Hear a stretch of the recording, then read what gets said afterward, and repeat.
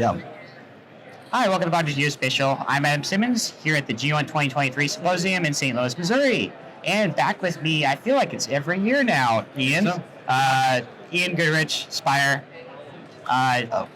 Remind people who you are. Sure. And who Spire is. Great. Thanks, Adam. Everybody, it is actually, I feel like every year that we see Adam. So it's great to be back at Geo in St. Louis here. It's been a big year for Spire since we last talked. Spire, just to recap, is a cube satellite powered data company. We have constellation of over 120 low Earth orbit satellites in orbit, fully deployed constellation, and we're collecting a whole bunch of passive RF information, which is what we're going to be touching on today. Since we last spoke from Denver, I believe, right? We've launched much larger satellites. We have 16 U's in construction that we're actually launching this year. We've got 6 U's now in orbit as well that are already performing tasks for customers there. That's the other thing I think we've seen a large increase in the last 2 years. We've seen a real growth in the space services department, which is literally people benefiting from our trusted satellite bus, putting in a payload that they're interested in getting into space relatively quickly with lower risk. There was a large amount of kind of private investment on that over the last 2 years. One of the other things that we've been focusing on a lot more recently is using our data sets and extracting more value from that raw data. A good example, and we will show this in just a second here, is the spoofing of AIS positions. It's actually more common than people would think. As a company that tracks the world shipping, about 267,000 ships a day, we see on average about 100 to 180 that are misbehaving with that AIS data. And actually about 30 to 40 of those are flat out lying about where they actually are. And we can take a look at that live. Continuing the GNSS focus there, we're spending a lot of time fine-tuning and working to bring down GNSS disruption information. So that would be jammers, activities around certain parts of the world. Obviously part of our NRO contract that we announced, we talked about recently here. And we're working on that raw data to geolocate those sources of jammers and make that service commercially available. Excellent. So kind of going back on the capabilities a little bit, the spectrum of RF, can you talk about the range, the frequency range that you typically monitor? Yeah, absolutely. Great question. So right now we're active on the L bands that includes GNSS. So that would be your normal GPS, your Galileo, your other GLONASS, your other types of location data. Also active in the L band for SATCOM, and then we have VHF as well. We also have some customer payloads that are working on a few other different frequencies as well. We've got a pretty aggressive roadmap to continue to grow those signals of interest.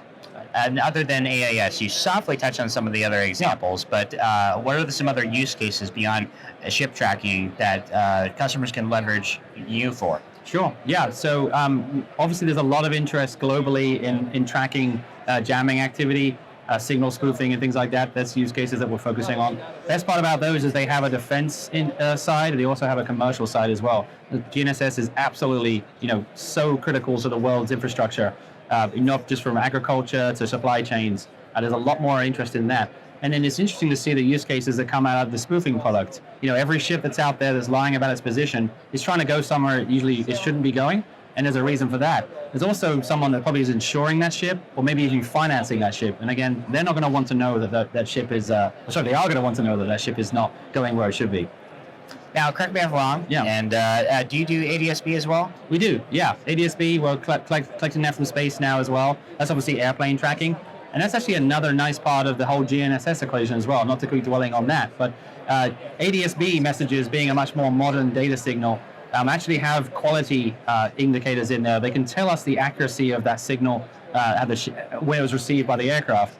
So basically we use that to kind of, so to speak, tip and cue potential GNSS interruptions. The aircraft flying around all the world will report how accurate their positions are. And when we see a spike there, we can work to get our other satellites to come by and take a big swath of RF data. Then we can analyze that and see what was going on. So awesome. So in terms of the state in which you are now, yeah, you have a new satellite, don't you? A new satellite. A new satellite. Maybe an office? No. Something's missing here. Oh yeah, sorry. Yeah, I didn't get that joke. Yeah, so unfortunately, I'm not going to say which carrier it was, but right here it should be a 16U model.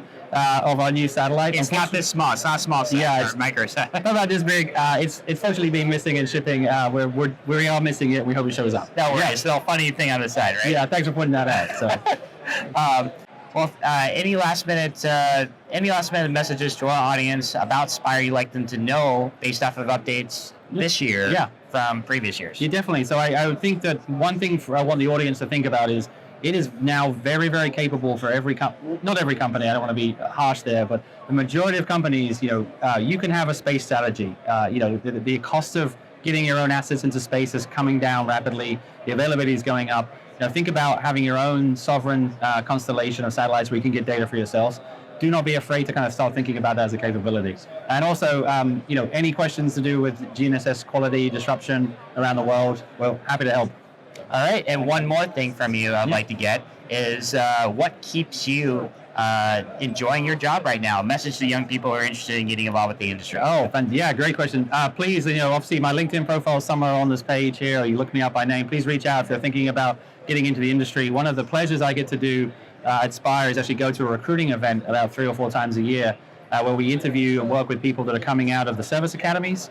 And very often these are people that have incredible careers in the military branches, the Naval Academy or Air Force academies, but they've not technically had a job in the commercial, private sector. And I'm actually the mentor for that team when they come in. And I think it's a hard question to answer because I think there's lots of ingredients to that. But there's they literally find a company that really doesn't contain your kind of ambition and your innovation.